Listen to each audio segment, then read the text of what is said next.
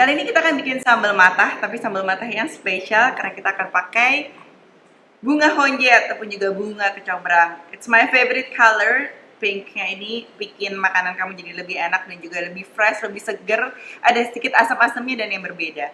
Kalau kamu biasanya bikin sambal matah, pasti udah banyak banget ya semua resep mengenai sambal matah. Tapi kali ini aku akan kasih tips-tips sedikit untuk membuat sambal kamu jadi lebih otentik khas Bali. Karena kan aku jualan makanan Bali.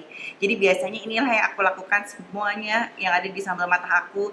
Detail-detail kecil yang membuat rasanya beda. Termasuk seperti yang satu ini.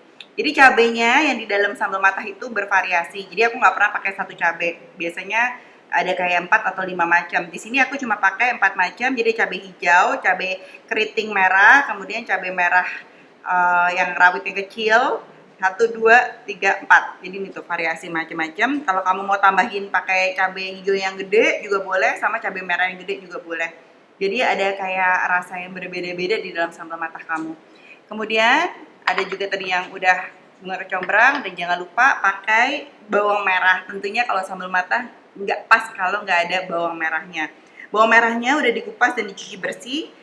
Tipsnya, jangan mendiamkan sambal matah di luar terlalu lama. Jadi begitu udah dikupas, kamu langsung harus dicacah. Kalau biasanya beli di pasar yang udah dikupas, rasanya akan beda sama kamu bikin fresh langsung dari nol. Kemudian seperti biasa ada daun jeruk, ada jeruk limau, dan terasi khas Bali, serta minyak kelapa juga khas Bali. Biasanya kenapa berbeda? Karena aku bawa semuanya dari Bali. Minyak itu perlu banget ya, minyak khas Bali dan terasi Bali. Untuk jeruk, beli Jakarta aja nggak apa-apa. Jeruk limau dan daun jeruknya ini aku akan buka dulu, jangan sampai kemakan tulangnya karena dia akan keras. Begini cara bukanya. Jadi kamu lipat bagi dua, boleh yang bagian depan atau yang belakang. Kemudian kamu tarik bagian tulang tengahnya. Jadi terpisah seperti ini. Untuk membuatnya jadi tipis irisnya jadi bagus, biasanya kamu cuma akan gulung. Jadi digulung kecil-kecil seperti ini. Dan kamu tinggal iris.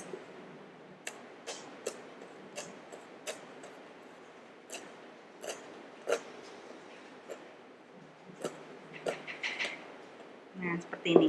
Boleh seperti ini, atau mau halus seperti ini juga boleh. Kemudian kita lanjut akan iris semua satu-satu.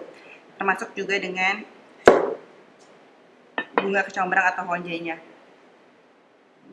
Baunya wangi sekali. Kalau kamu biasanya bingung ini pakainya yang mana ya, tangkainya dipakai juga nggak atau daunnya atasnya dipakai nggak? Karena kita mau pakai sambal buat bikin sambal matah, aku akan pakai atasnya aja. Kalau untuk masak ini jangan dibuang, boleh juga, tapi ini lebih keras. Jadi kalau kamu mau biasanya untuk masakan yang lama, tapi kalau untuk sambal matah cukup atasnya aja. Kamu akan iris kecil-kecil.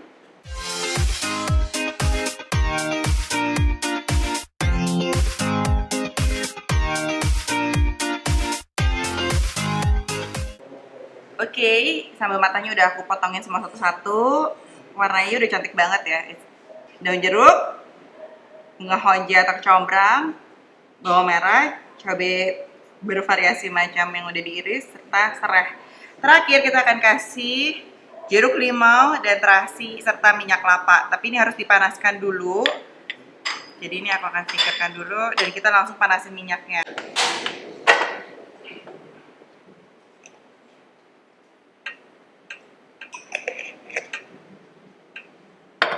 Kali ini aku akan campur minyak kelapa dengan minyak biasa karena yang aku pakai tadi VCO jadi lumayan strong. Aku tambahin minyak biasa juga. Kemudian kita akan masukkan terasi. Terasinya pun terasi spesial. Ini terasi Bali.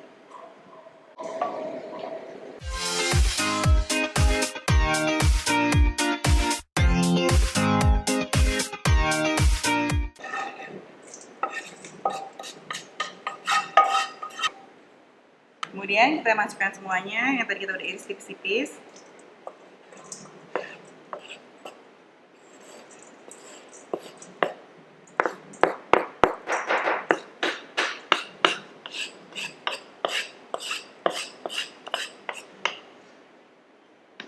Jangan lupa jeruk limau, a lot of it, karena jeruk limau ini yang bikin wangi dan enak.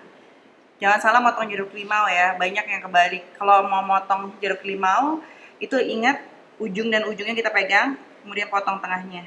Jadi inget aja ini kayak untuk megangin. Kenapa? Karena kalau kamu udah salah motong, itu udah nggak bisa diperes lagi. Jadi inget, presnya harus seperti ini. Oke, satu lagi rahasianya, harus diaduk pakai tangan, jadi nggak bisa pakai sendok. Kenapa? Karena panasnya tangan, walaupun pakai sarung tangan, dia akan menyampur semua jadi lebih enak. I'll show you how. Campur khas Bali untuk bikin sambal matah yang enak. Kita peresin dulu.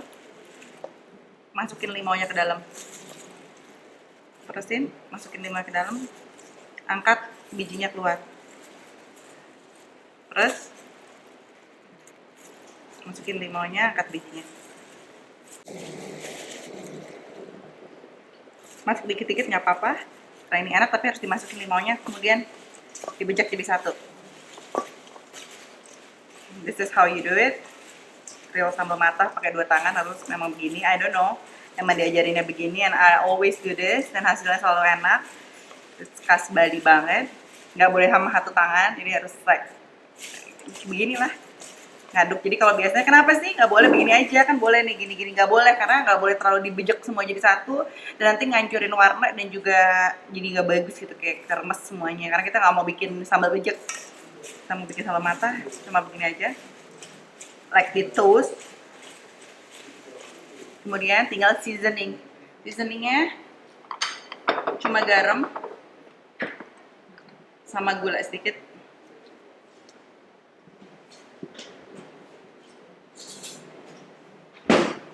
Oke, one more tip. Garam ini beda-beda ya. Jadi kalau kamu biasanya lihat beberapa brand itu pakainya itu terus aja. Jadi kamu tahu kira-kira feelingnya itu seberapa. Karena ada beberapa brand yang garamnya itu lebih asin banget dibandingin yang lain.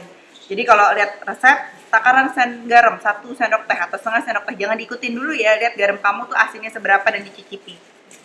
Oke? Dan sambal matah ini kamu cuma bisa simpen di kulkas 1 hari, nggak bisa kamu simpen lama-lama, nanti nggak enak rasanya. Lala, bagus banget ya. Udah selesai sambal matahnya.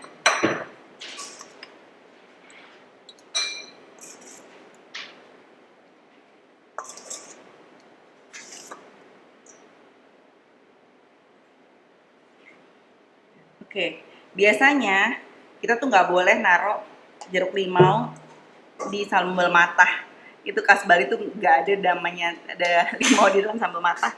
Jadi harusnya cuma plain, karena tapi aku pengen garnish supaya cantik, jadi aku taruh ya, nggak apa-apa. Oke, sambal matah spesial udah jadi. Sate nyantap pakai nasi putih. Ini aja juga udah enak banget. Silahkan dicoba resepnya, yang pasti semuanya pasti pada suka.